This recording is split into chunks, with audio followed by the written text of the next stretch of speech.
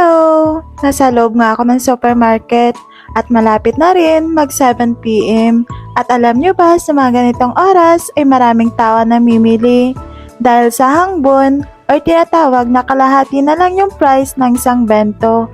O diba, sobrang nakakatipid pag ganun. Kaso nga lang, yung mga naabutan ko, 20%, 30% lang yung discount. At itong chicken nga na pakay ko ay wala pa siyang sticker. Kaya naglibot-libot na muna ako. Nahuli nga ako ng dating, baka mga 6 PM pa nga lang ay nag-sale na sila. Kasi konti na lang yung mga natirang bento. Isang discarding Pinoy nga ito, lalo na kapag nagtitipid at tinatamad na din magluto. Lalo na kapag galing trabaho, yung pakiramdam na ayaw mo na gumalaw.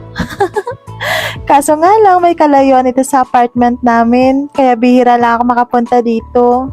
Naglilibot na nga ako nito at naghahanap na din ako ng takoyaki. Sayang nga lang at wala akong naabutan, favorite ko pa naman yun. Kanina ko pa nga ito inaabangan si kuya na lagyan yung sticker yung favorite chicken ko.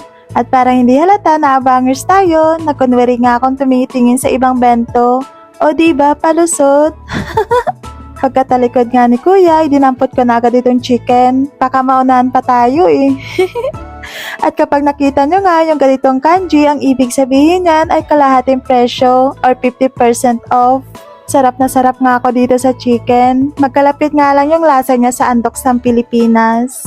At dumiretso na agad ako dito sa counter para magbayad. So hanggang dito na lang muna. See you my next mini vlog.